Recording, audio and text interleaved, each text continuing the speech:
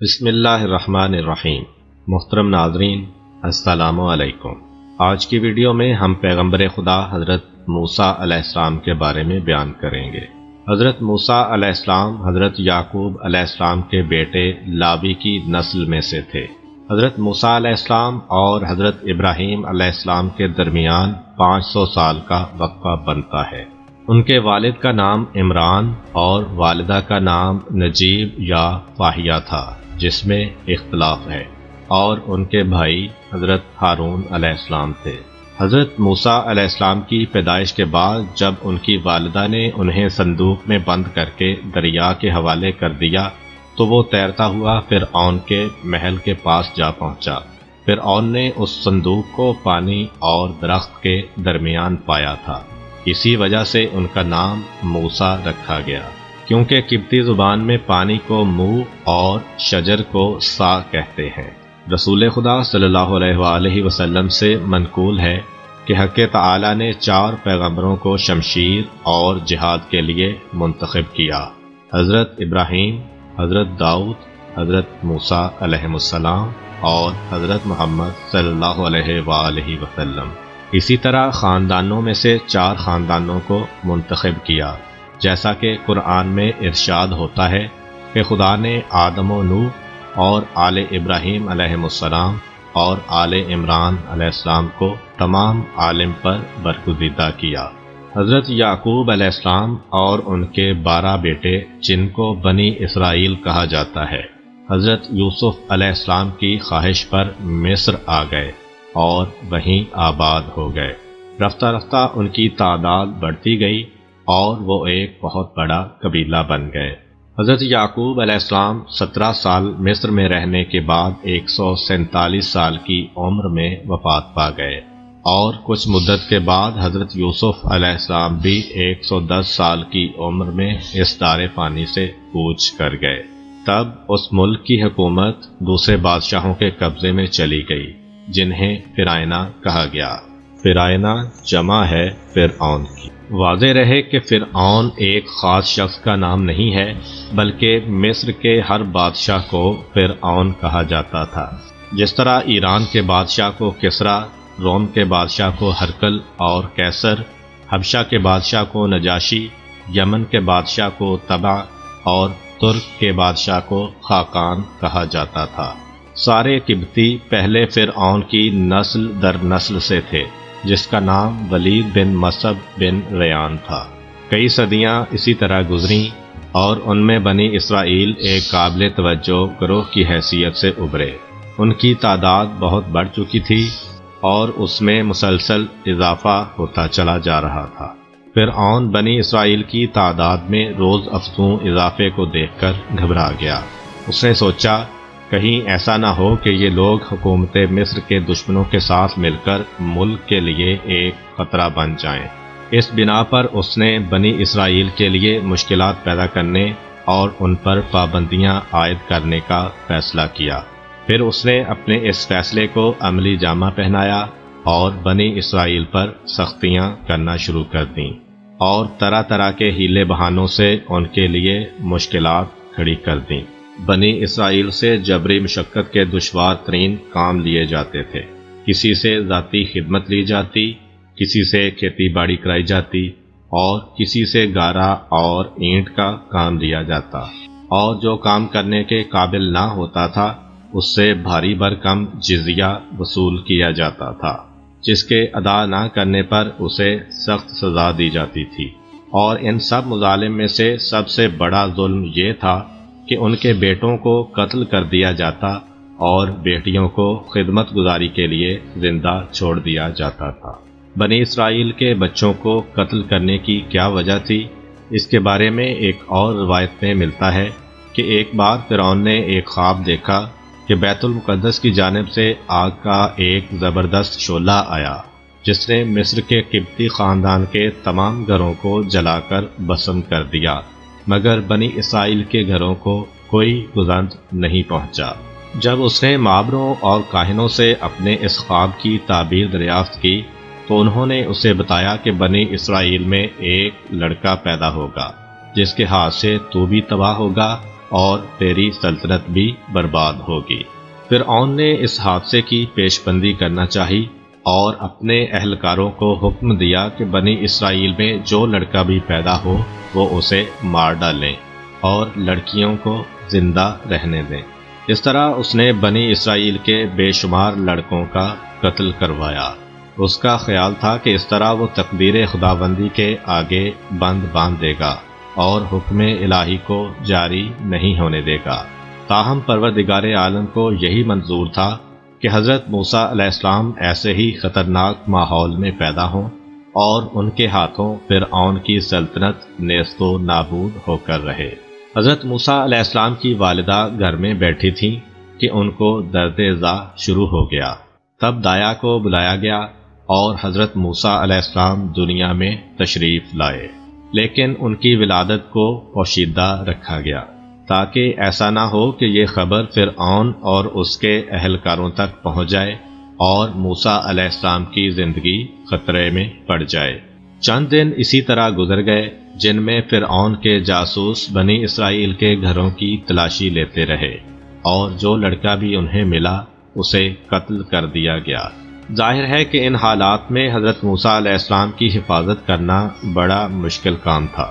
اس موقع پر خدا نے ان کی والدہ کو یہ ترکیب سمجھائی کہ وہ حضرت موسیٰ علیہ السلام کو ایک صندوق میں رکھیں، اس پر تارکول لگائیں اور اسے دریائے نیل میں ڈال دیں تاکہ خدا کا فرمان جاری ہو۔ چنانچہ حضرت موسیٰ علیہ السلام کی والدہ نے ایک صندوق تیار کروایا، اپنے پیارے بیٹے کو اس میں لٹایا اور بڑی حسرت کے ساتھ نیل کی لہروں کے سپرد کر دیا۔ پھر یہ چھوٹی سی کشتی نیل کے پانی پر تیرنے لگی اور ہر دوسری جگہ کو چھوڑتی ہوئی فرعون کے محل کے پاس آ پہنچی۔ تب شاہی ملازموں نے اسے دریا سے نکال لیا اور فرعون کے پاس لے گئے۔ حضرت موسیٰ علیہ السلام کی بہن دور سے اس پر نظریں جمائے ہوئے تھیں کہ دیکھیں اس صندوق اور بچے پر کیا گزرتی ہے۔ جب انہوں نے دیکھا کہ صندوق فرعون کے محل میں پہنچا دیا گیا ہے تو وہ بے حد پریشان ہوئیں، لیکن خدائے تعالیٰ کی لامحدود رحمت نے حضرت موسیٰ علیہ السلام پر اپنا سایہ ڈالا اور اس کی مہربانی سے وہ ہر طرح کی تکلیف سے محفوظ رہے۔ جب بچے کو فرعون کے پاس لایا گیا تو اس نے سوچا کہ کہیں ایسا نہ ہو کہ یہی وہ بچہ ہو جو اس کی سلطنت کے لیے خطرہ بن جائے۔ چنانچہ اس نے اس بچے کو مارنے کا حکم دے دیا۔ جب فرعون نے بچے کو مار ڈالنے کا حکم دیا تو اس کی بیوی نے آگے بڑھ کر کہا، اس خوبصورت لڑکے کو قتل نہ کرو، ہم اسے اپنا بیٹا بنا لیتے ہیں، ممکن ہے کہ آگے چل کر یہ ہمارے لیے مفید ثابت ہو۔ چنانچہ اپنی بیوی کے اصرار پر فرعون بچے کو قتل کرنے سے باز آ گیا، لیکن ان کے لیے ایک پریشانی یہ بنی کہ بچے کا رونا بند نہیں ہو رہا تھا۔ اس پہ بہت سی عورتوں کو اسے دودھ پلانے کے لیے لایا گیا، لیکن اس نے کسی کا دودھ نہ پیا۔ تب موسیٰ علیہ السلام کی بہن جو سب کچھ دیکھتی چلی آ رہی تھیں وہ وہاں پہنچیں اور کہنے لگیں، کیا تم لوگ یہ چاہتے ہو کہ میں تمہیں ایک ایسے گھر کا پتہ بتاؤں جس کے رہنے والے تمہارے بچے کو پالیں پوسیں اور اس کے ساتھ بہترین سلوک کریں؟ یہ کہہ کر وہ اپنی والدہ کو دربار میں لے آئیں۔ بچہ ہمک کر ماں کی گود میں آیا اور آرام سے دودھ پینے لگا۔ یوں خدا کا وعدہ پورا ہوا اور حضرت موسیٰ علیہ السلام اپنی والدہ کے پاس پہنچ گئے۔ جب حضرت موسیٰ علیہ السلام کی شیر خارگی کا زمانہ ختم ہو گیا تو ان کی والدہ انہیں فرعون کے محل میں چھوڑ آئیں، جہاں فرعون کے خدمتگار ہر وقت ان کی خدمت کے لیے کمر بستہ رہتے تھے۔ اس طرح انہوں نے اپنے لڑکپن کا زمانہ فرعون کے محل میں بڑے آرام سے گزارا۔ جب وہ جوانی کو پہنچے تو خدائے تعالیٰ نے انہیں علم و حکمت سے نوازا اور نبوت کے منصب پر فائز کیا۔ خدائے تعالیٰ کے احسانات کو مد نظر رکھتے ہوئے موسیٰ علیہ السلام نے مظلوموں اور بے کسوں کی مدد اور حمایت کرنے کا عزم کیا۔ انہوں نے طے کر لیا کہ وہ ہر دکھی دل کا دکھ دور کریں گے اور ہر حاجت مند کی حاجت پوری کریں گے۔ وہ بنی اسرائیل جو حضرت موسیٰ علیہ السلام کے قبیلہ والے تھے اس وقت فرعون کے ظلم و ستم کے چنگل میں گرفتار تھے اور ان سب کی نگاہیں حضرت موسیٰ علیہ السلام پر جمی ہوئی تھیں۔ ایک دن جب حضرت موسیٰ علیہ السلام فرعون کے محل کو جا رہے تھے، انہوں نے عین راستے میں دیکھا کہ دو شخص آپس میں لڑ رہے ہیں۔ ان میں سے ایک فرعون کی قوم کا آدمی تھا اور دوسرے کا تعلق بنی اسرائیل سے تھا۔ اس اسرائیلی نے حضرت موسیٰ علیہ السلام کو مدد کے لیے پکارا تو وہ اس کی حمایت میں آگے بڑھے اور فرعونی کے سر پر ایک مکہ جڑ دیا۔ اتفاق کی بات کہ مکہ لگتے ہی فرعونی زمین پر گر گیا اور اس کی روح قبض عنصری سے پرواز کر گئی۔ دوسرے دن جب حضرت موسیٰ علیہ السلام اسی راستے سے گزر رہے تھے تو انہوں نے دیکھا کہ وہی اسرائیلی ایک اور فرعونی سے دست و گریبان ہے۔ جب اس نے حضرت موسیٰ علیہ السلام کو دیکھا تو کل کی طرح آج بھی ان سے مدد طلب کی۔ تب حضرت موسیٰ علیہ السلام نے کہا، معلوم ہوتا ہے کہ تم ایک سرکش اور جھگڑالو آدمی ہو۔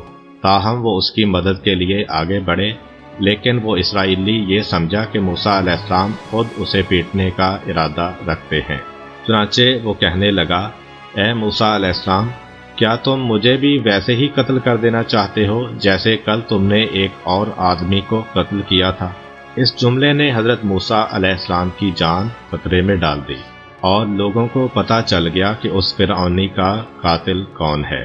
چنانچہ مقتول کے ورثاء کو جو قاتل کو تلاش کر رہے تھے وہ حضرت موسیٰ علیہ السلام کو گرفتار کرانے اور سزا دلانے پر آمادہ ہو گئے۔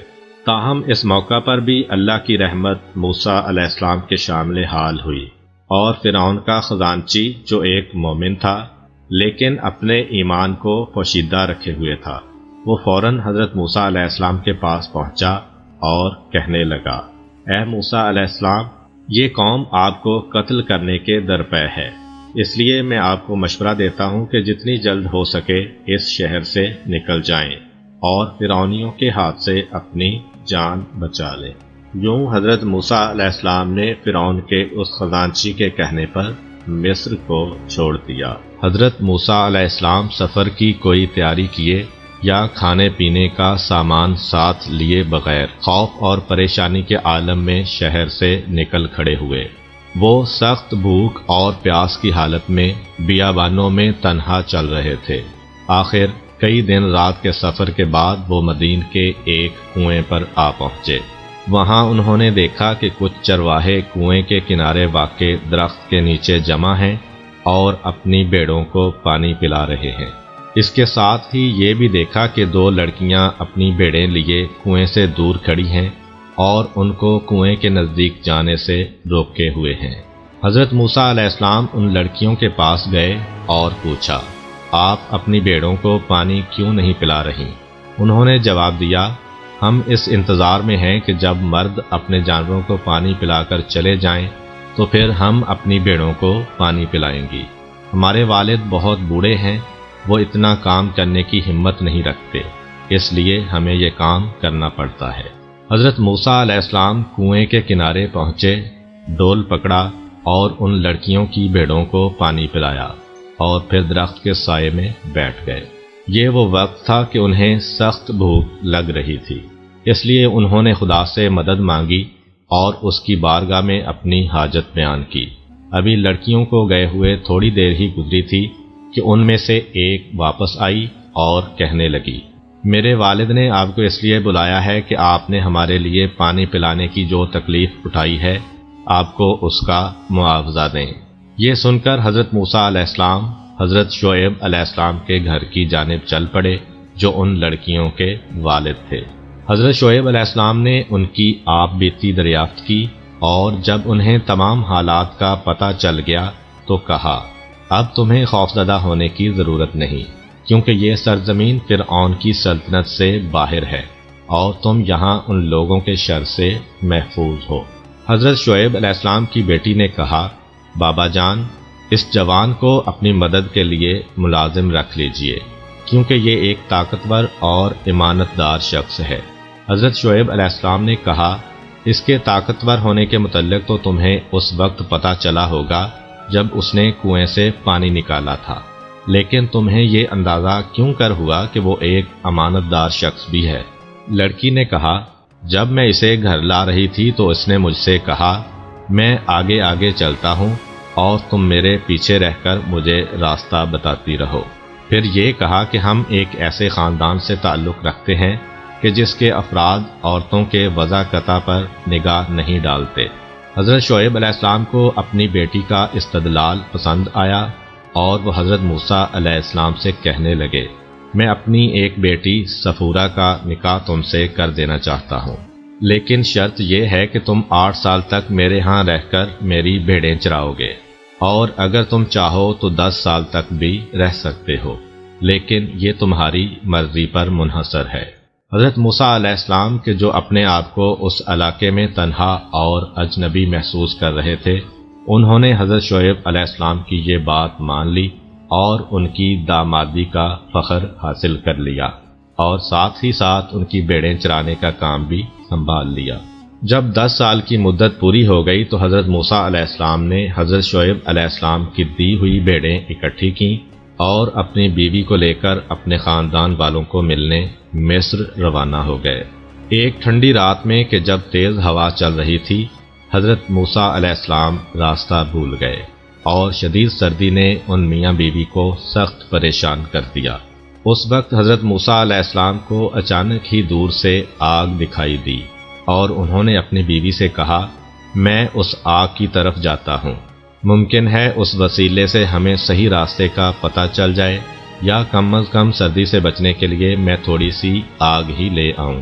یہ کہہ کر حضرت موسیٰ علیہ السلام آگ کی طرف چل پڑے۔ جب وہ اس جگہ پر جو کہ طور سینا کا مقام تھا پہنچے تو کیا دیکھتے ہیں کہ وہ آگ ایک سرسبز درخت پر روشن ہے، لیکن نہ تو اس سے درخت جلتا ہے، نہ آگ بجھتی ہے، اور نہ وہاں کوئی بشر نظر آتا ہے۔ حضرت موسیٰ علیہ السلام حیران کھڑے آگ کی طرف دیکھ رہے تھے کہ اچانک ایک آواز بلند ہوئی، اے موسیٰ، میں تمہارا پروردگار ہوں، یہاں اپنے جوتے اتار دو کہ تم مقدس وادی میں داخل ہو چکے ہو۔ حضرت موسیٰ علیہ السلام نے اپنے جوتے اتار دیے اور اسی دوران میں وہی آواز سنائی دی، اے موسیٰ، تمہارے ہاتھ میں کیا ہے؟ موسیٰ نے جواب دیا، یہ عصا ہے جس پر میں ٹیک لگاتا ہوں، اس کے ساتھ بھیڑیں ہنکاتا ہوں اور اس سے کئی اور کام بھی لیتا ہوں۔ ادھر سے کہا گیا کہ اسے زمین پر ڈال دو۔ موسیٰ علیہ السلام نے عصا زمین پر ڈالا تو وہ ایک بڑا سا ڈراؤنا سانپ بن گیا۔ موسیٰ علیہ السلام کے دل میں خوف پیدا ہوا اور وہ بھاگنے کو تھے کہ اتنے میں آواز آئی، اے موسیٰ، ڈرو مت اور لوٹ آؤ، ہم اس کو اسی پہلی شکل میں تبدیل کر دیتے ہیں، تم ہاتھ بڑھاؤ اور اسے پکڑ لو۔ موسیٰ علیہ السلام نے پشمینے کا جبہ پہن رکھا تھا۔ انہوں نے سانپ کو پکڑنے کے لیے جبے کی آستین کو اپنے ہاتھ پر لپیٹ لیا۔ ادھر سے آواز آئی، آستین کو پرے کر دو اور بے خوف ہو کر اسے پکڑ لو۔ تب حضرت موسیٰ علیہ السلام نے ہاتھ بڑھا کر سانپ کا سر پکڑ لیا اور دیکھا کہ یہ تو ان کا وہی عصا ہے۔ پھر خطاب ہوا کہ اپنا ہاتھ اپنے گریبان میں ڈالو۔ موسیٰ علیہ السلام نے اپنا ہاتھ گریبان میں ڈالا اور جب اسے باہر نکالا تو دیکھا کہ وہ سفید اور چمکدار ہو گیا ہے۔ انہوں نے اسے پھر گریبان میں ڈالا اور جب باہر نکالا تو وہ اپنی پہلی حالت پر آ گیا تھا۔ پھر آواز آئی، اے موسیٰ، یہ تمہارے رب کی 2 بہت بڑی نشانیاں ہیں، اب ضروری ہے کہ تم فرعون اور اس کی قوم کے پاس جاؤ اور انہیں ہماری طرف بلاؤ۔ حضرت موسیٰ علیہ السلام نے عرض کیا، اے پروردگار، میں نے فرعون کی قوم کے ایک آدمی کو مار ڈالا تھا، اس لیے ڈرتا ہوں کہ کہیں وہ مجھے قتل نہ کر دیں۔ میرا بھائی ہارون کہ جو مجھ سے بڑھ کر روانی سے بول سکتا ہے، تو اس کو میرے ساتھ کر دے تاکہ وہ میری تصدیق کرے اور میرا مددگار ہو۔ روایات میں ملتا ہے کہ حضرت موسیٰ علیہ السلام کی زبان میں لکنت تھی، اسی وجہ سے انہوں نے اللہ تعالیٰ سے کہا کہ میرے بھائی ہارون کو میرا مددگار بنا دے جو مجھ سے بڑھ کر روانی سے بول سکتا ہے۔ حضرت موسیٰ علیہ السلام کی یہ درخواست قبول کر لی گئی اور ہارون علیہ السلام کو ان کا معاون مقرر کر دیا گیا۔ جب حضرت موسیٰ علیہ السلام اس جگہ سے واپس ہونے لگے تو ان کا حوصلہ بڑھانے اور انہیں اطمینان دلانے کے لیے کہا گیا، تم اپنے بھائی ہارون کے ساتھ فرعون کے پاس جاؤ اور ہماری آیتیں اس کے سامنے پڑھو، ہاں یہ جان لو کہ تم اور تمہارے پیرو ہی کامیاب ہوں گے۔ ملک مدین چھوڑنے کے بعد جب حضرت موسیٰ علیہ السلام دوبارہ مصر پہنچے تو سب سے پہلے اپنی والدہ، بھائی اور بہن سے ملنے گئے۔ انہوں نے اپنے بھائی ہارون علیہ السلام کو خدا کا پیغام پہنچایا اور پروردگار عالم کی طرف سے جو کام ان کے سپرد کیا گیا تھا انہیں اس سے مطلع کیا۔ پھر دونوں بھائی فرعون کے دربار میں جانے کے لیے تیار ہو گئے، لیکن حضرت موسیٰ علیہ السلام کی والدہ ان کی اس ماموریت کے باعث بے حد خوفزدہ تھیں، کیونکہ فرعون جیسے ظالم کے آگے کلمہ حق بلند کرنا کوئی آسان کام نہ تھا۔ وہ چاہتی تھیں کہ ان کے بیٹے اس کام سے باز رہیں، تاہم ان کے لیے اللہ کے حکم پر عمل کرنا اپنے بیٹوں کی زندگی سے زیادہ افضل تھا۔ لہٰذا وہ فرعون کے دربار میں گئے اور جس حقیقت کو بیان کرنے کے لیے انہیں مامور کیا گیا تھا وہ اس کے کانوں تک پہنچا دی۔ حضرت موسیٰ علیہ السلام نے کہا، میں دونوں جہاں کے پروردگار کا بھیجا ہوا ہوں، لہٰذا مناسب یہی ہے کہ میں سچی بات کے علاوہ کچھ نہ کہوں۔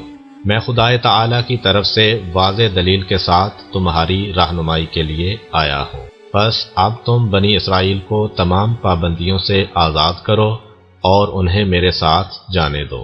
فرعون نے انہیں حقارت کی نگاہ سے دیکھا اور کہا، تمہارا خدا کون ہے؟ حضرت موسیٰ علیہ السلام نے جواب دیا، ہمارا پروردگار وہ ہے جس نے اپنی مخلوق کو اچھی سے اچھی صورت کے ساتھ پیدا کیا اور ان کو اس زندگی کے مقاصد کی ہدایت فرمائی۔ فرعون نے کہا، جب تم ابھی بچے ہی تھے تو کیا ہم نے تمہاری پرورش نہیں کی، تمہارے آرام کے وسائل فراہم نہیں کیے، اور پھر کئی سال تک تم ہمارے گھر میں نہیں رہے؟ تو اب یہ دعویٰ جو تم کر رہے ہو اس کی کیا حیثیت ہے؟ حضرت موسیٰ علیہ السلام نے جواب دیا، اچھا اب تم یہ احسان جتا رہے ہو کہ تم نے اپنے گھر میں میری پرورش کی تھی، حالانکہ اس کی وجہ بھی تمہارا وہ ظلم اور سخت گیری تھی جو تم بنی اسرائیل پر کرتے چلے آ رہے ہو۔ اگر ایسا نہ ہوتا تو میری ماں اس بات پر مجبور نہ ہوتی کہ مجھے دریائے نیل میں پھینک دے اور رنج و حسرت کے ساتھ میری جدائی برداشت کرے۔ فرعون نے کہا، یہی نہیں بلکہ وہ تمام احسانات کے جو ہم نے تم پر کیے، ان کے باوجود تم نے ہمارے ایک آدمی کو قتل کیا اور اس جرم کے بعد یہاں سے فرار ہو گئے۔ حضرت موسیٰ علیہ السلام نے جواب دیا، اس دن یہ واقعہ اچانک پیش آ گیا تھا، تاہم خدا نے مجھے اپنے خاص احسان و کرم کا مورد ٹھہرایا اور مجھے عہدہ نبوت سے سرفراز فرمایا۔ فرعون نے کہا، اگر تم میرے علاوہ کسی اور کو اپنا خدا ٹھہراؤ گے تو میں تمہیں قید کر دوں گا۔ چونکہ فرعون اور حضرت موسیٰ علیہ السلام کے درمیان یہ گفتگو عام لوگوں کے سامنے ہوئی تھی، لہٰذا اس سے فرعون کے رعب اور دبدبے میں بہت حد تک کمی آ گئی۔ تب اس نے اپنے کچھ کارندوں کو شہر کے گلی کوچوں میں بھیجا تاکہ وہ لوگوں کو اس غلط فہمی میں مبتلا کریں کہ فرعون ضروری تیاری کر کے موسیٰ علیہ السلام کے خدا سے لڑنے آسمان پر جا رہا ہے۔ علاوہ ازیں حامان کو یہ حکم دیا کہ وہ ایک بہت بلند عمارت تعمیر کرے تاکہ فرعون اس کو استعمال کرتے ہوئے حضرت موسیٰ علیہ السلام کے خدا سے لڑنے جائے۔ چنانچہ لوگوں کو اس غلط فہمی میں مبتلا کرنے کا حربہ کسی حد تک مؤثر ثابت ہوا اور ان کے دلوں میں فرعون کے خدا ہونے کا یقین قائم رہا۔ ممکن ہے کہ فرعون خود بھی اپنی ان احمقانہ باتوں پر یقین رکھتا ہو، یا شاید وہ اس حد تک نادان نہ تھا اور اس نے محض لوگوں کو بیوقوف بنانے کے لیے ہی یہ بکھیڑا ڈالا تھا۔ فرعون نے حضرت موسیٰ علیہ السلام سے مقابلہ کرنے اور انہیں نیچا دکھانے کے لیے دھمکیاں دینا شروع کیں اور کہا، اگر تم اپنے ان دعووں سے دستبردار نہیں ہوگے اور میرے علاوہ کسی اور کو خدا مانو گے تو میں تمہیں قید خانے میں ڈال دوں گا۔ حضرت موسیٰ علیہ السلام نے کہا، اگرچہ میرے پاس اپنی حقانیت کے بارے میں واضح دلیل موجود ہو پھر بھی۔ فرعون نے کہا، تمہاری دلیل کیا ہے؟ حضرت موسیٰ علیہ السلام نے اپنا عصا زمین پر ڈال دیا اور وہ ایک بڑا اژدہا بن گیا۔ فرعون اسے دیکھ کر بھونچکا رہ گیا اور کہنے لگا، کیا تمہارے پاس کوئی اور معجزہ بھی ہے؟ حضرت موسیٰ علیہ السلام نے اپنا ہاتھ گریبان میں ڈالا اور پھر باہر نکالا تو ان کی ہتھیلی سے چمکیلی اور چندھیا دینے والی روشنی پھوٹ رہی تھی۔ اب فرعون کے لیے کچھ کہنے کی گنجائش باقی نہ رہی۔ اگر وہ قلب سلیم کا مالک ہوتا تو ان معجزوں اور خدائی نشانیوں کے آگے سر تسلیم خم کر دیتا اور سرکشی اور بغاوت سے باز آ جاتا، لیکن اقتدار کا نشہ اس کے دل اور روح پر اس قدر چھایا ہوا تھا کہ اب بھی اسے اپنی کامیابی کی امید تھی۔ اس نے حضرت موسیٰ علیہ السلام پر جادوگری اور شعبدہ بازی کی تہمت لگائی اور لوگوں سے کہا، موسیٰ اور ہارون دونوں بھائی بہت بڑے جادوگر ہیں، جو چاہتے ہیں کہ اپنے جادو کے زور سے تمہیں اس ملک سے نکال دیں۔ اب تم ہی بتاؤ کہ ہمیں ان کے ساتھ کیا سلوک کرنا چاہیے۔ پھر ان کے درباریوں اور حمایتیوں نے کہا، آپ انہیں اپنے پاس روکے رکھیں اور مختلف شہروں میں اپنے کارندے بھیج دیں تاکہ وہ ماہر شعبدہ بازوں اور جادوگروں کو آپ کے پاس لے آئیں اور وہ حضرت موسیٰ علیہ السلام کا مقابلہ کریں۔ ان کی یہ تجویز فرعون کو بڑی پسند آئی اور اس نے حکم دیا کہ شعبدہ بازوں اور جادوگروں کو حاضر کیا جائے۔ چند ہی دنوں میں بہت سے جادوگر اور شعبدہ باز دربار میں حاضر ہو گئے اور انہوں نے حضرت موسیٰ علیہ السلام کا مقابلہ کرنے پر آمادگی کا اظہار کر دیا۔ پھر اس مقابلے کے لیے ایک دن مقرر کر دیا گیا اور اس کا انتظام ایک ایسی جگہ پر کیا گیا جہاں ہزاروں تماشائیوں کے بیٹھنے کی گنجائش تھی۔ مقابلے کا دن آیا اور ان شعبدہ بازوں نے اپنا جادو دکھانا شروع کیا۔ انہوں نے میدان میں چند ایسی رسیاں پھینکی کہ جن میں پارا بھرا ہوا تھا۔ جب ان پر دھوپ پڑی تو پارا پھیلنے کی وجہ سے وہ حرکت کرنے لگیں۔ وہ لوگوں کو یوں دکھائی دیتی تھیں جیسے کہ بڑے بڑے اور خطرناک سانپ چل رہے ہیں۔ شعبدہ بازوں کو اپنی کامیابی کا اتنا یقین تھا کہ وہ بے اختیار کہنے لگے، فرعون کی عزت کی قسم کہ کامیابی اور فتح ہماری ہے۔ جب جادوگروں نے اپنے جادو اور شعبدہ بازی کے بہترین کرتب دکھا کر لوگوں کو حیرت میں ڈال رکھا تھا، اس وقت حضرت موسیٰ علیہ السلام نے اپنا عصا زمین پر پھینکا تو اس نے ایک بہت بڑے اژدہا کی شکل اختیار کر لی۔ اس کے ساتھ ہی اس اژدہے نے جادوگروں کے بنائے ہوئے تمام سانپوں کو نگل لیا اور اس میدان میں ان کی رسیوں کا نام و نشان بھی باقی نہ رہا۔ جب شعبدہ بازوں نے یہ دیکھا کہ ان کے عمل کا حضرت موسیٰ علیہ السلام کے عمل سے کوئی مقابلہ ہی نہیں ہے، نیز یہ کہ وہ جادو کے فن میں ماہر تھے اور سمجھ گئے کہ حضرت موسیٰ علیہ السلام کا عصا خدا کی جانب سے ایک معجزہ ہے اور انسان کا اس میں کوئی دخل نہیں ہے، لہٰذا وہ سب کے سب سجدے میں گر گئے اور کہنے لگے، ہم تو حضرت موسیٰ علیہ السلام اور ہارون علیہ السلام کے خدا پر ایمان لے آئے ہیں۔ فرعون نے کہا، کیا تم میری اجازت سے قبل ہی ایمان لے آئے ہو؟ بے شک وہ تمہارا استاد اور سردار ہے جس نے تمہیں جادو سکھایا ہے۔ میں ابھی ابھی تمہیں اس عمل کی سزا دوں گا، تمہارے ہاتھ پاؤں مخالف سمتوں سے کاٹ ڈالوں گا اور تمہیں سولی پر لٹکا دوں گا۔ انہوں نے جواب دیا، اس میں ہمارا کوئی نقصان نہیں، کیونکہ ہم خدا کی طرف لوٹ جائیں گے اور ہمیں امید ہے کہ وہ ہمارے گناہ بخش دے گا اور ہم پر رحمت فرمائے گا۔ فرعون نے شعبدہ بازوں کے معاملے میں بھی شکست فاش کھائی اور لوگوں کے عقائد میں ایک عجیب عدم استحکام پیدا ہو گیا۔ جب اس نے دیکھا کہ وہ حضرت موسیٰ علیہ السلام کے مقابلے میں ہار گیا ہے تو اس نے اپنے درباریوں کے مشورے سے حضرت موسیٰ علیہ السلام کو قتل کرا دینے کا فیصلہ کیا، لیکن اس سبب سے کہ ہر دور میں حق کے کچھ نہ کچھ حامی اور مددگار ضرور ہوتے ہیں۔ فرعون کی قوم کا ایک آدمی کہ جو اپنے ایمان کو پوشیدہ رکھے ہوئے تھا، وہ حضرت موسیٰ علیہ السلام کا دفاع کرنے کے لیے اٹھ کھڑا ہوا۔ اس نے بڑی سنجیدگی سے حضرت موسیٰ علیہ السلام کی طرفداری کی اور کہا، یہ قطعاً مناسب نہیں ہے کہ تم ایک شخص کو اس جرم کی بنا پر قتل کر دو کہ وہ خدا پرست ہے، جبکہ اس کے پاس اپنی سچائی کو ثابت کرنے کے لیے واضح دلائل بھی موجود ہیں۔ اگر تم سمجھتے ہو کہ اس نے جھوٹا دعویٰ کیا ہے تو اس میں تمہارا کوئی نقصان نہیں اور اس کا گناہ اس کی گردن پر ہوگا، لیکن اگر وہ سچ کہتا ہے تو تم پر خدا کا عذاب نازل ہوگا، نیز خدا بھی جھوٹے لوگوں کی ہدایت نہیں کرتا۔ فرعون کے برے ارادوں سے حضرت موسیٰ علیہ السلام کی سرگرمیوں میں کوئی کمی واقع نہ ہوئی اور انہوں نے تبلیغ کا کام پوری شد و مد سے جاری رکھا۔ تاہم بنی اسرائیل پہ فرعون کی سخت گیری بڑھتی چلی گئی اور اس کی سرکشی اور بغاوت میں اضافہ ہوتا گیا۔ اس دوران میں خدا تعالی نے حضرت موسیٰ علیہ السلام کو وحی بھیجی کہ فرعون سے صاف صاف کہہ دو اب تیار ہو جا کہ خدا عنقریب تم پر اور تمہاری قوم پر عذاب نازل کر دے گا۔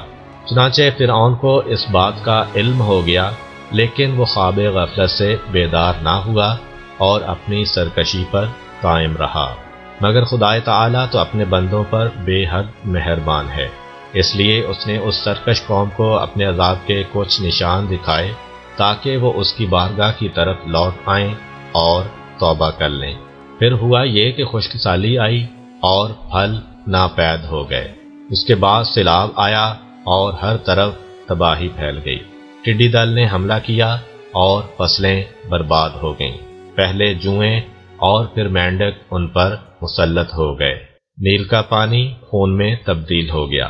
تاہم جب بھی کوئی عذاب آتا وہ حضرت موسیٰ علیہ السلام کے پاس آ کر کہتے آپ خدا سے دعا کریں کہ یہ عذاب ہم پر سے ٹل جائے، پھر ہم ایمان لے آئیں گے۔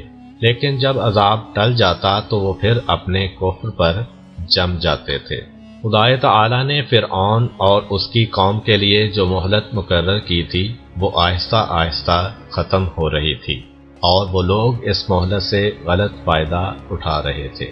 وہ دشمنی اور سرکشی کے راستے پر چل رہے تھے اور اپنے پیغمبر کے ساتھ لڑنے جھگڑنے میں مصروف تھے۔ خدا کے غضب اور عذاب کی نشانیاں انہیں غفلت سے بیدار نہ کر سکیں اور بالآخر وہ اس کے ابدی عذاب میں گرفتار ہو گئے۔ حضرت موسیٰ علیہ السلام خدا کے حکم کے مطابق رات کے وقت بنی اسرائیل کو ساتھ لے کر مصر سے سرزمین مقدس فلسطین کی جانب روانہ ہو گئے، لیکن ابھی انہوں نے کچھ زیادہ مسافت طے نہیں کی تھی کہ فرعون کو ان کی روانگی کی خبر ہو گئی۔ چنانچہ اس نے اپنے سپاہیوں کو جمع کیا اور حضرت موسیٰ علیہ السلام کے تعاقب میں چل کھڑا ہوا۔ بنی اسرائیل بحیرہ احمر کے ساحل پر پہنچ چکے تھے کہ ان کو فرعون کی فوج کے آثار نظر آنے لگے۔ فوج کو آتے دیکھ کر انہیں اپنی ہلاکت کا یقین ہو گیا اور حضرت موسیٰ علیہ السلام سے کہنے لگے کیا ہوا تمہارا وہ وعدہ؟ اب فرعون آ پہنچا ہے اور ہم مصیبت میں پھنس گئے ہیں۔ حضرت موسیٰ علیہ السلام نے انہیں تسلی دی اور پھر خدا کے حکم کے مطابق اپنا عصا سمندر میں مارا، جس سے سمندر کا پانی پھٹ گیا اور زمین نظر آنے لگی۔ حضرت موسیٰ علیہ السلام اور بنی اسرائیل سمندر میں داخل ہو گئے اور دوسرے کنارے پر پہنچ کر بخیریت باہر نکل گئے۔ اسی اثناء میں فرعون بھی سمندر کے ساحل پر آ پہنچا اور اس نے دیکھا کہ سمندر میں راستہ بنا ہوا ہے اور بنی اسرائیل اس کے دوسرے کنارے پر ہیں۔ وہ انہیں گرفتار کرنے کی دھن میں سمندر کے بیچوں بیچ اسی راستے پر ہو لیا۔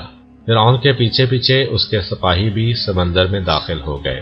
اسی اثناء میں سمندر کا پانی اللہ کے حکم سے آپس میں مل گیا اور فرعون اپنے لشکر سمیت پانی کی اندھی لہروں میں پھنس گیا۔ جب فرعون نے اپنے آپ کو ہلاکت میں مبتلا دیکھا اور عذاب الہی کا مشاہدہ کر لیا تو کہنے لگا میں گواہی دیتا ہوں کہ جس خدا کو موسیٰ و ہارون اور بنی اسرائیل مانتے ہیں اس کے علاوہ کوئی خدا نہیں ہے اور میں مسلمانوں میں سے ہوں۔ لیکن افسوس کہ وقت گزر چکا تھا اور اب اس کے ایمان لانے کا کوئی فائدہ نہ تھا، کیونکہ عذاب الہی کے نازل ہو جانے کے بعد ایمان لانا بے معنی ہوتا ہے۔ علاوہ ازیں یہ احتمال بھی ہے کہ فرعون حقیقتاً ایمان نہیں لایا تھا، بلکہ وہ چاہتا تھا کہ یہ جملہ ادا کر کے اپنے آپ کو بچا لے اور بعد میں کفر اور سرکشی اختیار کر لے، جیسا کہ پہلے بھی ایسا ہی ہوتا رہا تھا کہ جب کبھی عذاب نازل ہوتا تو فرعونی لوگ حضرت موسیٰ علیہ السلام سے کہتے ہم ایمان لے آئے کہ ہمیں اس عذاب سے رہائی مل جائے، لیکن جب عذاب ٹل جاتا تو وہ اپنے کفر پر دوبارہ جم جاتے۔ بہرحال فرعون اور اس کے لشکر کی زندگی کی بساط لپیٹ دی گئی اور ان سرکش لوگوں نے سمندر کی گہرائیوں میں جانیں دے دیں۔ خدا نے باغی فرعون کا بے جان جسم اسی وقت سمندر کی لہروں کے ذریعے ساحل پر پھینک دیا۔ تاکہ بنی اسرائیل اسے دیکھیں اور عبرت حاصل کریں۔ فرعون کو سمندر میں غرق کرنے کے بعد جب اللہ تعالیٰ نے اس کی لاش کو سمندر سے باہر پھینک دیا تو بنی اسرائیل بڑی مسرت کے ساتھ فرعون کے بے جان جسم کے پاس سے گزرے، تو انہوں نے دل و جان سے خدا کا شکر ادا کیا کہ اس نے انہیں فرعون کے شر سے رہائی بخشی اور اس سرکش انسان کو اس کی نافرمانی پر سخت سزا دی۔ جب بنی اسرائیل اور حضرت موسیٰ علیہ السلام مصر سے کچھ فاصلہ طے کر چکے تو ایسے لوگوں کے پاس پہنچے جو بتوں کی پرستش کرتے تھے۔ چونکہ بنی اسرائیلیوں نے اپنی زندگی مصر جیسے بت پرست ملک میں گزاری تھی اور وہ بتوں اور بت پرستی کے عادی ہو چکے تھے، اس لیے وہاں بت پرستی کا منظر دیکھ کر ان کے دلوں میں بھی بت پرستی کی خواہش جاگ اٹھی۔ تب انہوں نے حضرت موسیٰ علیہ السلام سے کہا کہ جس طرح ان لوگوں نے معبود بنا رکھے ہیں، اسی طرح آپ بھی ہمارے لیے ایک معبود یعنی ایک بت کا تعین کر دیں کہ جسے ہم پوجا کریں۔ بڑی حیرت کا مقام ہے کہ بنی اسرائیل خدائے بزرگ و برتر اور اس کی نشانیوں کو اتنا قریب سے دیکھنے کے بعد اتنی جلدی بلا بیٹھے۔ کیا وہ فرعونیوں کے چنگل میں بدترین عذاب میں مبتلا نہ تھے؟ اور کیا خدا نے انہیں اس عذاب سے نجات نہیں دی؟ کیا انہوں نے یہ نہیں دیکھا کہ فرعونیوں کا کتنا عبرتناک انجام ہوا اور خدا نے ان پر کس طرح عذاب نازل کیا؟ یہ سب کچھ انہوں نے دیکھا تو ضرور، لیکن بھول گئے، اور پھر ایسی احمقانہ درخواست لے کر حضرت موسیٰ علیہ السلام کے پاس آئے۔ حضرت موسیٰ علیہ السلام نے انہیں لعنت ملامت کی اور کہا، تم کتنے نادان اور بے عقل لوگ ہو! کیا تم اس خدا سے روگردانی کرنا چاہتے ہو جس نے تم پر اپنے احسان کیے ہیں، اور اس پروردگار کو بھول گئے ہو جس نے تمہیں ذلت اور بدبختی کے گڑھے سے نکال کر خوش بختی کی منزل تک پہنچایا ہے؟ یہی تو سب سے بڑی نادانی ہے کہ کوئی شخص توانا اور بزرگ خدا کو تو چھوڑ دے اور بے جان چیزوں کے سامنے سر جھکائے اور عبودیت کا اظہار کرے۔ جس زمانے میں بنی اسرائیل مصر میں رہ رہے تھے اور فرعون کا ان پر پورا تسلط تھا، تب حضرت موسیٰ علیہ السلام نے ان سے وعدہ کیا تھا کہ خدا جب فرعون کو ہلاک کر دے گا اور تمہیں سرداری اور بلند رتبہ عطا کرے گا تو میں خدا کی طرف سے ایک کتاب لاؤں گا جو تم لوگوں کی رہنمائی کرے گی۔ جب فرعون ڈوب مرا تو حضرت موسیٰ علیہ السلام خدا سے اس کتاب کے طلبگار ہوئے۔ تب خدا کی طرف سے وحی آئی کہ تم اپنے پروردگار سے ملاقات کے لیے کوہ طور پر آؤ، 30 راتیں وہاں گزارو اور پھر اپنے آسمانی قانون کی کتاب حاصل کر لو۔ حضرت موسیٰ علیہ السلام نے اپنے بھائی حضرت ہارون علیہ السلام کو اپنا جانشین مقرر کیا اور قوم سے رخصت ہو کر پروردگار سے ملاقات کے مقام پر پہنچے۔ وہاں بعض مصلحتوں کی بنا پر خدا کی طرف سے مقررہ مدت میں 10 راتیں بڑھا دی گئیں اور حضرت موسیٰ علیہ السلام 40 راتیں قوم کے درمیان سے غائب رہے۔ اس دوران میں سامری جادوگر نے وقت کو غنیمت جانا، بنی اسرائیل سے سونا لے کر جمع کیا، اسے پگھلایا اور ایک بچڑے کا مجسمہ تیار کیا۔ اس نے لوگوں کو اس طلائی بچڑے کی پرستش کرنے کی دعوت دی اور کہا، یہ تمہارا اور موسیٰ کا خدا ہے، آؤ اور اسے سجدہ کرو۔ حضرت ہارون علیہ السلام نے بنی اسرائیل کو بہت سمجھایا لیکن بے سود۔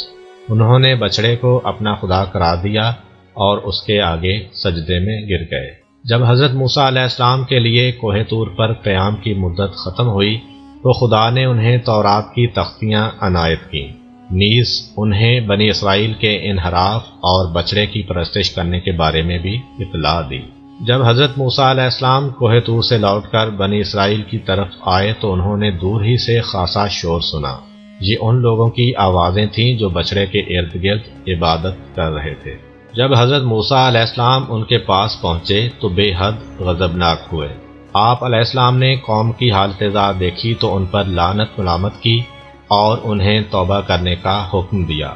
اور اس دور میں شرک جو ظلم عظیم ہے کی توبہ یہ تھی کہ مجرم کو قتل کیا جاتا تھا، جس طرح کہ ہماری شریعت مقدسہ میں بھی بعض گناہ جس طرح کے قتل عمد کی سزا قتل مقرر ہے۔ اب اس قتل کرنے کا طریقہ کیا تھا؟ اس سلسلہ میں 2 قسم کی روایتیں ملتی ہیں۔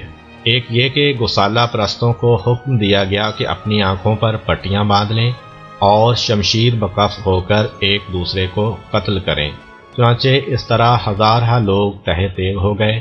ابھی کچھ لوگ زندہ تھے کہ خدائے تواب نے ان کی توبہ قبول کر لی اور ان کو معاف کر دیا۔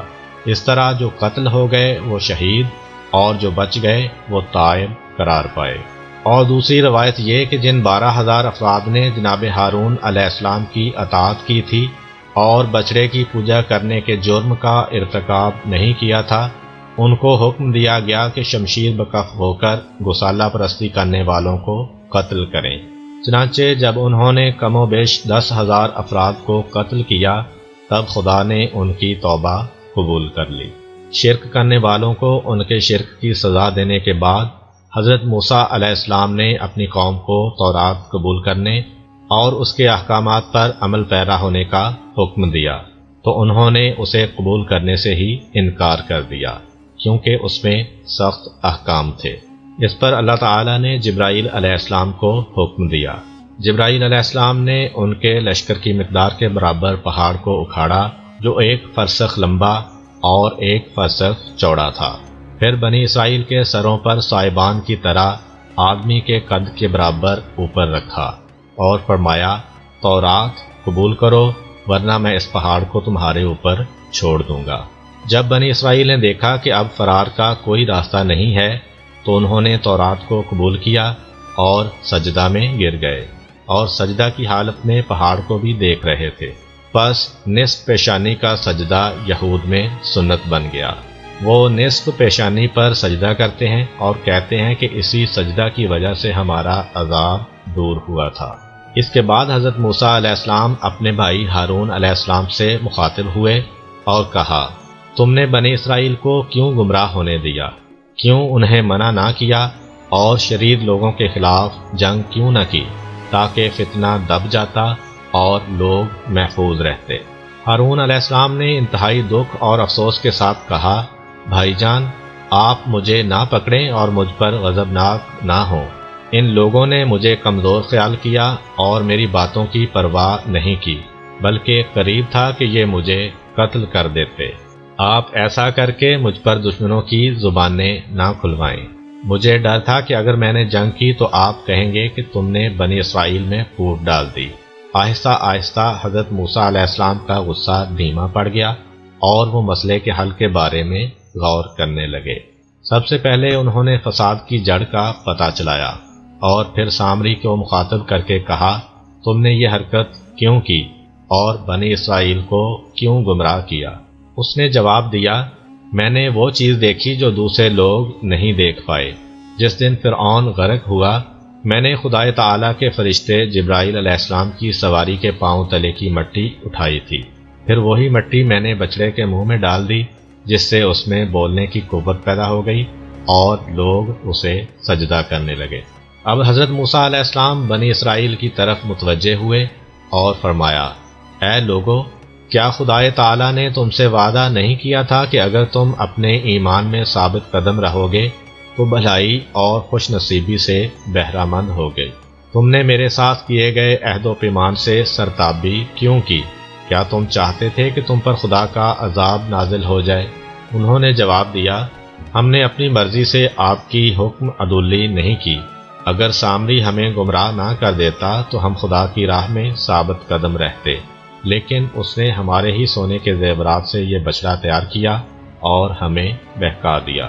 چنانچہ انہوں نے اپنے کیے پر ندامت اور پشیمانی کا اظہار کیا۔ خدا تعالیٰ سے معافی مانگتے ہوئے کہا، اگر خدا ہم پر رحم نہ کرے اور ہمیں نہ بخشے تو ہم نقصان اٹھانے والوں میں سے ہو جائیں گے۔ حضرت موسیٰ علیہ السلام نے فرمایا، تم نے بچڑے کی پرستش کر کے اپنے آپ پر ظلم کیا ہے، اب خدا کی بارگاہ میں جا کر اس سے مغفرت طلب کرو۔ سامری جادوگر کہ جو اس عظیم فتنے کو وجود میں لایا تھا، خدا نے اس کو ایسے عذاب میں گرفتار کیا کہ نہ وہ لوگوں سے مل سکتا تھا اور نہ ان کی محفلوں میں شریک ہو سکتا تھا، کیونکہ اسے لوگوں سے مل کر کوفت ہوتی تھی۔ اس لیے وہ مجبور تھا کہ وحشی جانوروں کی طرح جنگلوں میں رہا کرے۔ اس کے علاوہ اس کے لیے آخرت میں بھی دردناک عذاب مہیا فرمایا۔ حضرت موسیٰ علیہ السلام نے طلائی بچڑے کو آگ میں ڈال دیا اور اس کی راکھ سمندر میں پھینک دی۔ یوں انہوں نے اس جرم اور گناہ کے آثار تک مٹا دیے۔ جناب موسیٰ علیہ السلام نے ان لوگوں کو بشارت دی کہ تم لوگ اپنے آباء و اجداد کی سرزمین کنعان یعنی فلسطین واپس جاؤ گے، اور وہاں خدا تمہیں بڑا اقتدار اور وقار عطا فرمائے گا۔ یہ بشارت سن کے تو لوگ بہت خوش ہوئے، مگر جب اس اقتدار کے حاصل کرنے کی منزل قریب آئی، یعنی جب فرعون اور اس کے ساتھی غرق ہوئے اور بنی اسرائیل کو ان کے مظالم سے نجات ملی، تو جناب موسیٰ علیہ السلام نے ان سے کہا کہ کنعان چلو اور اس پر قابض قوم عمالقہ سے مقابلہ کرو، اور ہرگز کسی قسم کی کمزوری نہ دکھاؤ اور دشمن کو پیٹ نہ دکھاؤ، آخری فتح تمہاری ہوگی، کیونکہ خدا نے یہ زمین تمہارے لیے لکھ دی ہے۔ پس جب جہاد کا وقت آیا تو ان لوگوں نے بزدلی کا مظاہرہ کیا، جس کی تصویر کشی قرآن نے کی ہے، اور جس چیز نے ان لوگوں کی بزدلی میں اضافہ کیا اور جلتی پر تیل چھڑکا، وہ یہ تھی کہ بعض روایات کے مطابق حضرت موسیٰ علیہ السلام نے فلسطین کی تازہ صورتحال معلوم کرنے کے لیے 12 آدمی روانہ کیے تھے۔ انہوں نے کچھ عرصہ وہاں قیام کیا اور قابض قوم کے حالات و واقعات کا جائزہ لیا، اور جب واپس آئے تو باوجود یہ کہ جناب موسیٰ علیہ السلام نے ان سے فرمایا اپنے چشم دید واقعات میں سے کوئی ایسا واقعہ بیان نہ کرنا جس سے قوم کا حوصلہ پست ہو، مگر ان 12 اشخاص میں سے 10 نے تو حکم عدولی کرتے ہوئے برملا بنی اسرائیل کے سامنے اس قوم کی قوت اور طاقت، قد کاٹ اور ان قلعوں کے مضبوطی کے واقعات کچھ اس انداز سے بیان کیے کہ ان لوگوں کے چھکے چھوٹ گئے، اور بالآخر بڑی جرأت و جسارت کے ساتھ جناب موسیٰ علیہ السلام سے کہہ دیا کہ ہم ایسی قوم سے نہیں لڑ سکتے، اور شام کی سرسبز زمین، ٹھنڈے اور میٹھے پانی کے چشموں اور وہاں کے لہلہاتے ہوئے باغات پر قبضہ کرنے اور ان سے لطف اندوز ہونے کے ذوق شوق میں اپنی زندگیوں سے ہاتھ نہیں دھو سکتے، اور اپنی بیویوں کو بیوہ اور بچوں کو یتیم نہیں بنا سکتے۔ ہم تو بس مصر جائیں گے۔ بہرحال ان 12 افراد میں سے صرف 2 شخص ایسے تھے جنہوں نے حضرت موسیٰ علیہ السلام کے حکم کی پابندی کرتے ہوئے لب کشائی نہیں کی تھی، اور بنی اسرائیل کو عمالقہ کے اپنے چشم دید حالات نہیں بتائے تھے۔ وہ اس موقع پر آگے بڑھے اور بنی اسرائیل کو سمجھانے اور ان کی ہمت بڑھانے کی بڑی کوشش کی، مگر وہ بے فائدہ رہی۔ قرآن نے ان 2 اشخاص کا نام نہیں بتایا، مگر مفسرین نے ان کا نام یوشع بن نون اور کالب بن یوحنا لکھا ہے۔ بہرحال انہوں نے حتی الامکان قوم کو سمجھایا بجھایا کہ نہ ڈرو اور قدم بڑھاؤ، شہر بیت المقدس کے دروازہ تک پہنچ جاؤ اور دشمن پر حملہ کرو۔ نصرت الہی اس طرح تمہارے شامل حال ہوگی کہ دشمن بھاگ جائے گا، تم غالب آ جاؤ گے اور کامیاب و کامران ہو کر شہر میں داخل ہو جاؤ گے۔ مگر ان بزدلوں نے جب اپنے نبی کی بات نہیں سنی اور نہ مانی تھی تو ان کی بات کیا مانتے، اس لیے بڑا اکھڑا ہوا اور بھونڈے انداز میں جواب دیا کہ جب لڑنا نہیں ہے، صرف دروازہ شہر تک جانا ہے تو پھر ہمیں وہاں جانے کی کیا ضرورت، بس آپ جائیں اور آپ کا پروردگار، اور دونوں جا کر لڑو، ہم تو یہیں بیٹھے ہوئے ہیں۔ بنی اسرائیل کے اس گستاخانہ جواب سے دل برداشتہ ہو کر حضرت موسیٰ علیہ السلام نے بارگاہ رب العزت میں عرض کیا، پروردگار، میں اپنی ذات اور بھائی کے سوا اور کسی پر اختیار نہیں رکھتا، پس تو ہی ہمارے اور اس نافرمان قوم کے درمیان فیصلہ کر دے۔ اس سے معلوم ہوتا ہے کہ امتحان کے وقت حضرت موسیٰ علیہ السلام کے سب ساتھی ساتھ چھوڑ گئے تھے، سوائے حضرت ہارون، حضرت یوشع اور حضرت کالب کے۔ اللہ تعالیٰ نے حضرت موسیٰ علیہ السلام کی دعا کو اس طرح شرط قبولیت بخشا کہ فرمایا، اب وہ سرزمین شام 40 سال تک ان پر حرام ہے، اب یہ اس زمین میں سرگرداں پھرتے رہیں گے، پس اس نافرمان قوم پر افسوس نہ کریں۔ چنانچہ اللہ تعالیٰ نے بنی اسرائیل کو اس لکودک صحرا میں، جس کو صحرائے سینا یا تیائے اسرائیل بھی کہا جاتا ہے، اس طرح مجبور و محصور اور نظر بند کیا کہ پورے 40 سال تک نہ شام جا سکے اور نہ واپس مصر لوٹ سکے۔ نہ کوئی فوج، نہ پولیس، نہ جیل خانہ، اور نہ اس کی بلند دیواریں، اور نہ اس کا کوئی آہنی اور مضبوط دروازہ، صرف مختصر سا خالی میدان جو مصر و شام کے درمیان ہے۔ اس میں خدا نے اس طرح ان کو قید کیا کہ 40 سال کی مسلسل جدوجہد کے باوجود نہ شام جا سکے اور نہ واپس مصر لوٹ سکے۔ ہوتا یوں تھا کہ سارے دن کے سفر کے بعد جب شام ہوتی تو پتہ چلتا کہ صبح جہاں سے چلے تھے پھر آ کر اسی جگہ واپس پہنچ گئے ہیں۔ چونکہ حضرت موسیٰ اور حضرت ہارون علیہ السلام بھی اسی صحرا میں اپنی قوم کے ساتھ تھے، اس لیے انہی کی دعا و برکت سے اللہ تعالیٰ نے اس زیر عطاب قوم کو مختلف نعمات سے بھی نوازا تھا۔ ان کے پانی پینے کے لیے اللہ تعالیٰ نے پتھر سے چشمے جاری کیے اور کھانے کے لیے من و سلوہ نازل کیا، اور اس صحرا میں ان پر بادلوں کا سایہ کیا۔ اس طولانی مدت کے دوران حضرت موسیٰ اور حضرت ہارون علیہ السلام کی آسمانی ماموریت انجام کو پہنچی۔ تب خدا کے حکم سے وہ دونوں کوہ ہود پر گئے۔ وہاں جا کر حضرت ہارون علیہ السلام کی وفات ہو گئی، اور حضرت موسیٰ علیہ السلام نے ان کے جسد خاکی کو زمین میں دفن کر دیا۔